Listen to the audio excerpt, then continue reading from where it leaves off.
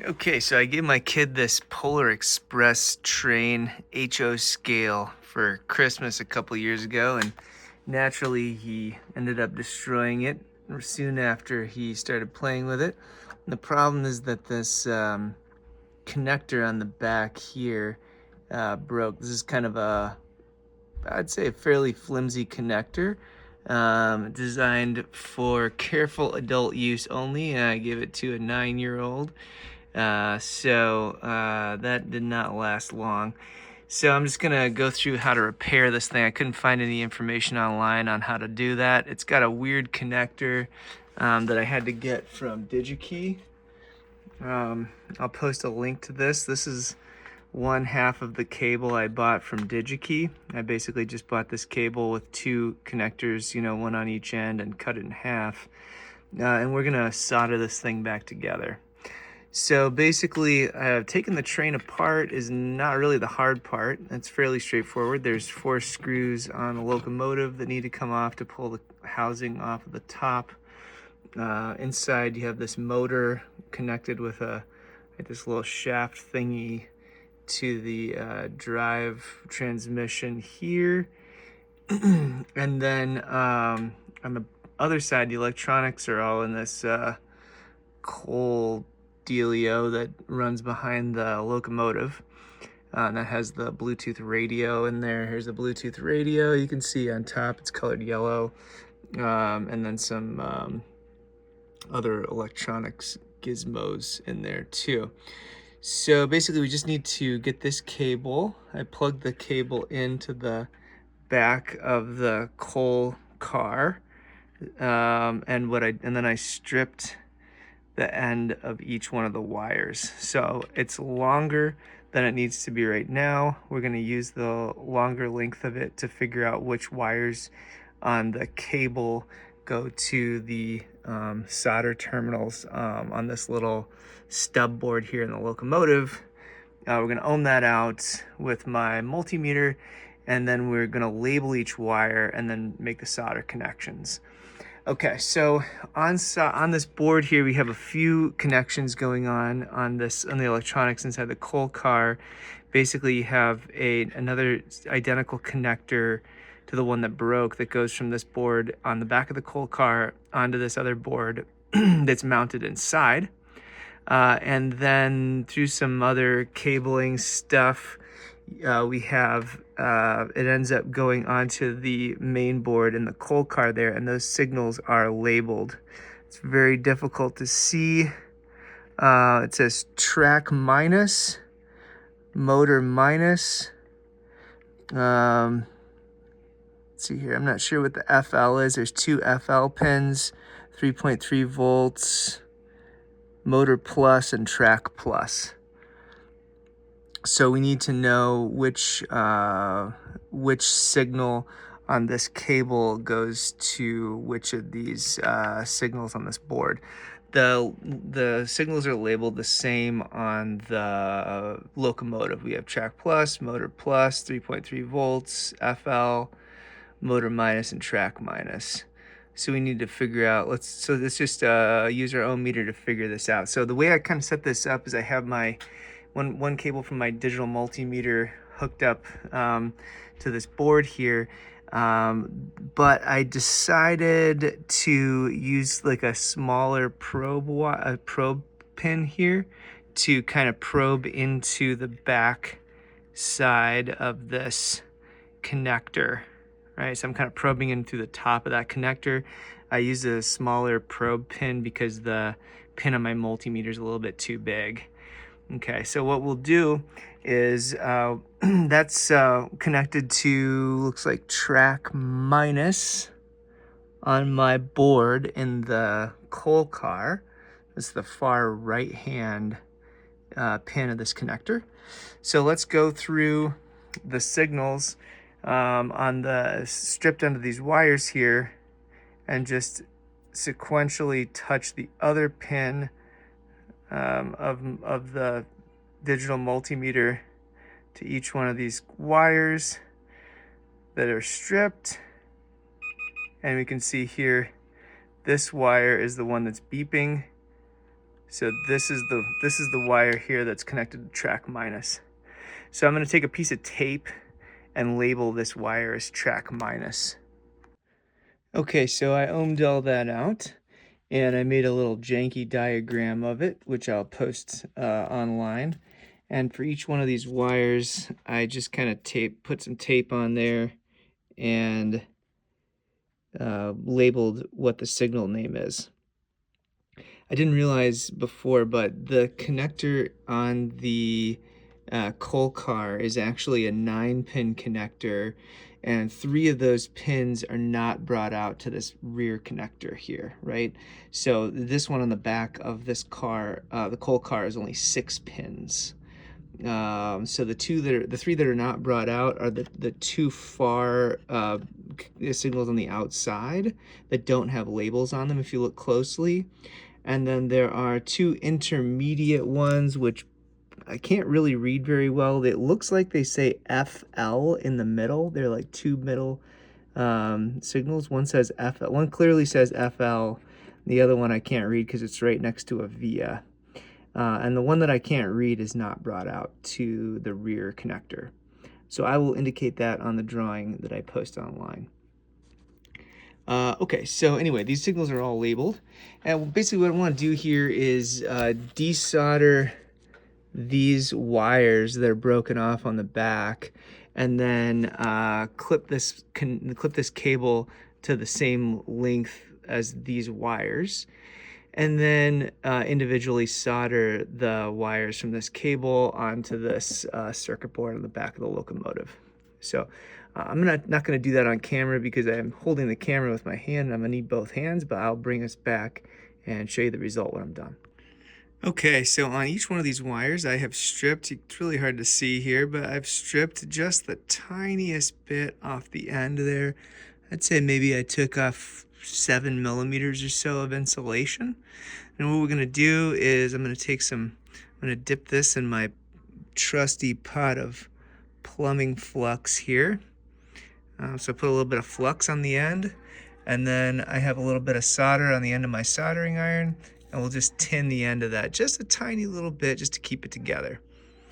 All right, so these wires on the end of this connector have been trimmed to length. They're a little bit longer than the wires I took off of the original cable that had broken, and then I just stripped them a very small amount and tinned the end.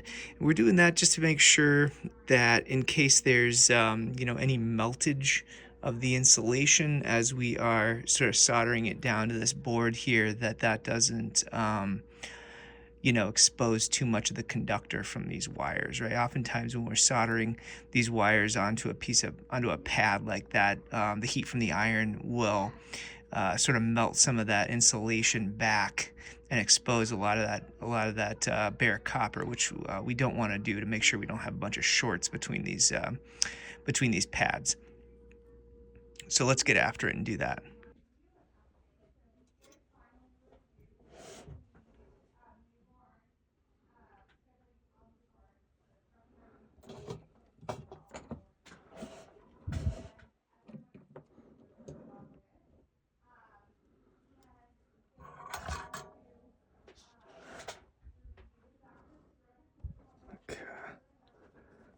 Yeah. You can hear my wife on the phone up there. She's on a work call. She's a corporate drone. Okay, here's track plus. Soldered onto that pad. It's a decent solder job. You can kind of see it a little bit from there.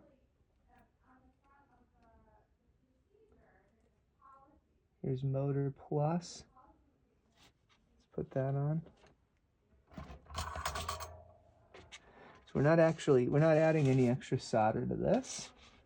We're just using the solder that was already on the pads. Maybe we'll have to add some in a little bit, but so far we don't need to. There's motor plus. 3.3 volts is next. There's 3.3 volts.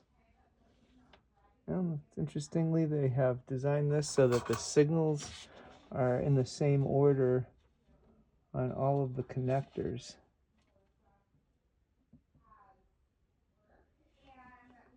Okay, so that, I can't tell. That's a little hard to see there. I think I might have gotten one of the, can't see very well here, but maybe you can tell. Looks like one of the wires from the, stranded wire kind of got separated from the rest of them. Separated from the rest of the strands. And might be shorting out with the one next door to it there. So we need to make sure all the wires are staying together. One way we can do that is grab the multimeter, set it to ohms,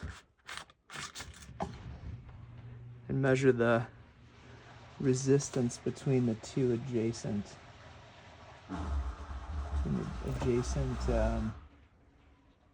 pads.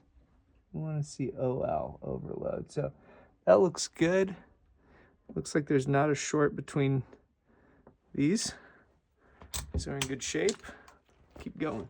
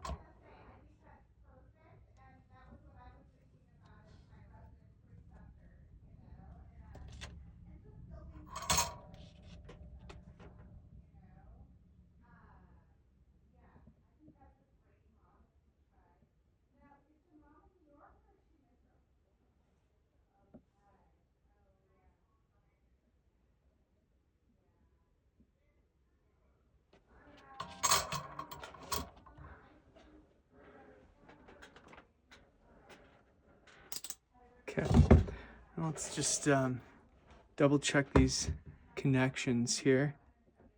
Oops, you couldn't see those last solder joints I made. Let's double check these connections. Make sure that we have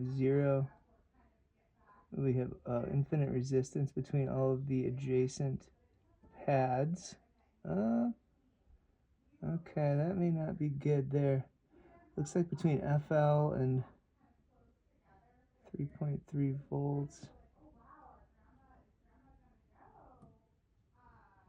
Or motor minus and motor plus. I think it's between motor minus and motor plus. We have 18 ohms. But that could be okay. Those aren't adjacent. That's probably coming from somewhere else on the circuit board. It seems like if I'm just touching the adjacent pads here, then I'm not getting any conductance. So I think we're okay. I don't think we have any shorts. So I guess we should probably find some way to test this thing out before we put it back together. So let me do that. Okay, check it out. I got my ancient DC power supply here. This is from when I was a kid. And then I have my train hooked up on the track. I got the locomotive in the front hooked up through my new cable, which is plugged into this coal thingy in the back here. That was the one we were ohming out.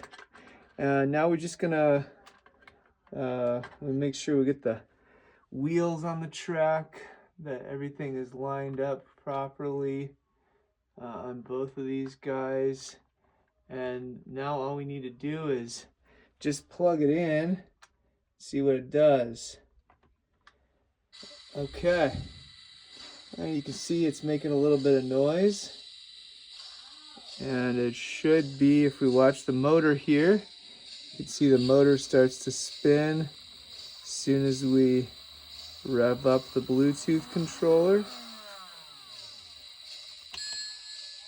So I think things are working nicely. All right, all we need to do is put it back together, put the screws back together, put the housings back on, and we'll have a fully functional train. All right, thanks for watching. Good luck.